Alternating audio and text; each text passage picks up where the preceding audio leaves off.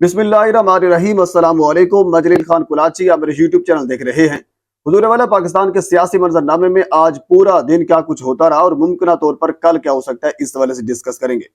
इद्दत वाले केस का जो ही फैसला आया तो उसके बाद फिर अली अमीन गंडापुर ने जो फैसला किया है, जो आसमान गिराया है, अब हुकूमत की चीखें निकल रही है। इंतहाई अहम तरीन फैसला उन्होंने कर लिया है।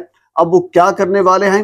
हालांकि बहुत से लोग इससे पहले अली अमीन गंडापुर के ऊपर एतराज कर लेते, लेकिन आज के फैसले के बाद उनके ऊपर एक कह लीजिए कि वो पाकिस्तान तहरीक इंसाफ के जो मुखालिफ धड़ा था वो भी उनके ऊपर खुश है कि अली अमीन ने इस किस्म का फैसला कर लिया है। लेकिन पहले हम इद्दत वाले मामले के ऊपर आ जाते हैं, मुख्तसरन गुफ्तगू करते हैं, उसके बाद फिर अली के ऊपर आएंगे। इद्दत वाला केस आपको याद होगा, 3 फरवरी को फैसला आया था। 7 साल केस की सजा सुनाई गई थी इमरान खान को और बुशरा बीबी को भी। इवन कि जो इंटरनेशनल मीडिया है, मैं कुछ दिन पहले ये पढ़ रहा था, उन्होंने ये लिखा हुआ था इमरान खान सिर्फ एक ही वजह से इस वक्त कैद है, वो है उन्होंने शादी की है, तो इसी वजह से वो जेल के अंदर है। इसके अलावा कोई करप्शन, कोई और केस जिसकी वजह से इमरान खान जेल में है, वो कोई और नहीं है।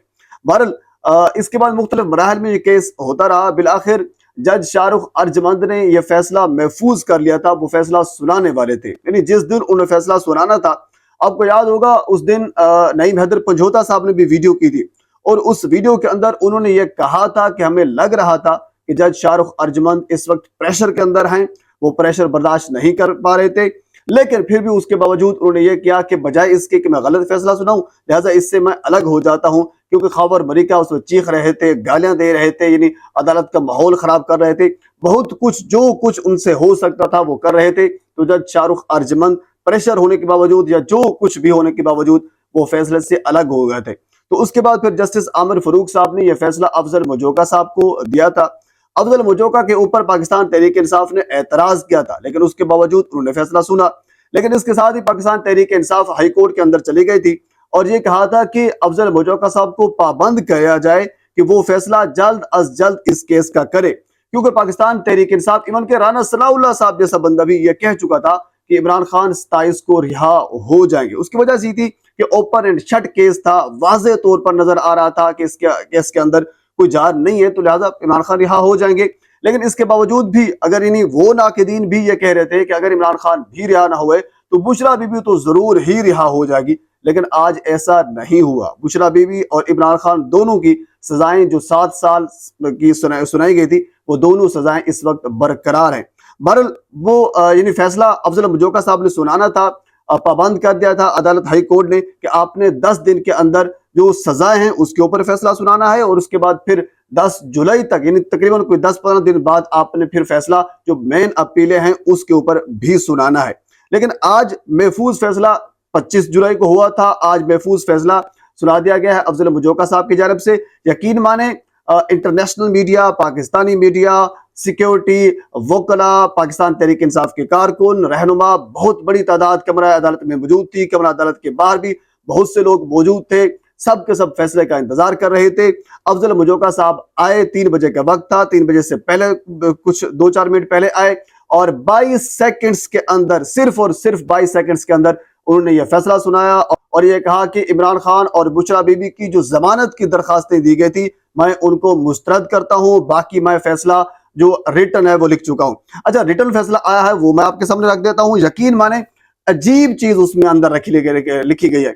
उसके अंदर यह कहा गया है कि 1998 में एक शख्स था जिसका नाम पप्पू था, उसको इस वजह से सजा हुई थी, तो लिहाजा इसी वजह से इमरान खान को भी सजा हो जाती है।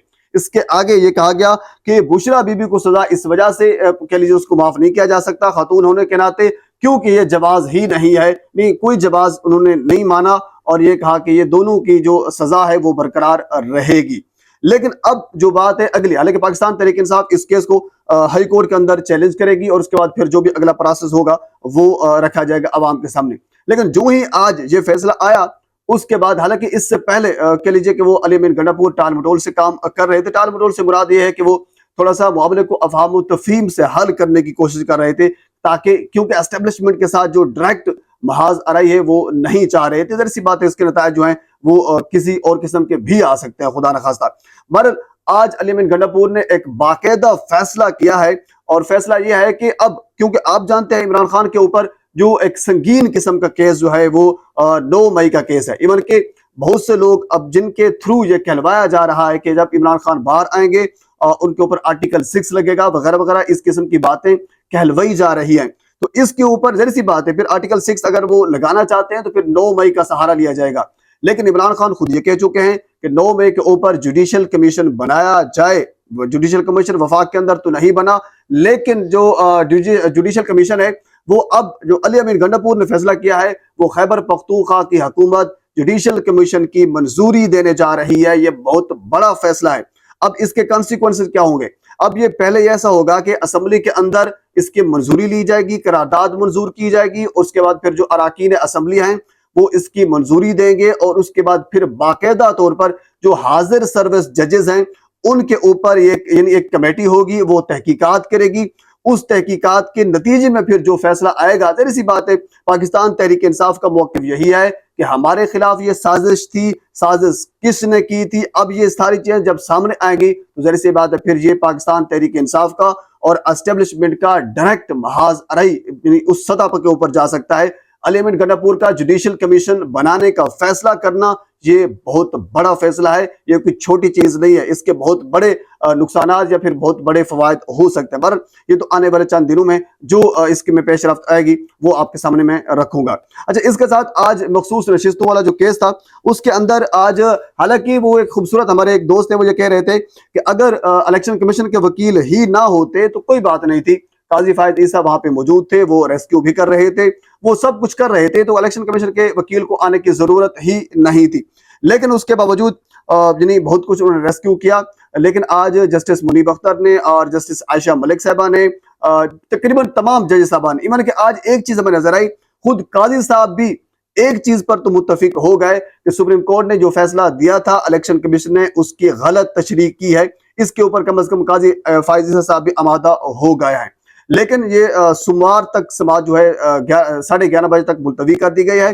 अब हम देखते हैं कि मखसूस नशिस्तों के हवाले से क्या फैसला आता है। बज़ाहिर ये लग रहा है कि काजी फायज ईसा का जो एक्सटेंशन वाला मामला है वो हमें बढ़ता हुआ नजर आ रहा है। बहरहाल पाकिस्तान के सियासी मामलात में और बहुत सी चीजें हैं, अगली वीडियो में आपके साथ में जरूर शेयर करूंगा। एक मरतबा आपसे गुजारिश है मेरे चैनल को सब्सक्राइब कर दें ताकि आने वाली हर इंफॉर्मेटिव वीडियो आप तक पहुंच सके। अल्लाह हाफिज। 13 को उनसे कहना पार्टी अफिलिएशन सर्टिफिकेट ले आओ, how could they bring it when the party could not contest the election? So there's no certificate that they understood to bring, and you didn't clarify it in any of your orders. You maintained that now we will treat you as independent. So having been part of the confusion, what is it that you're expecting from the candidates who are probably just as confused as you are? My lord. 13 को उनसे कहना party affiliation certificate ले आओ, how could they bring it?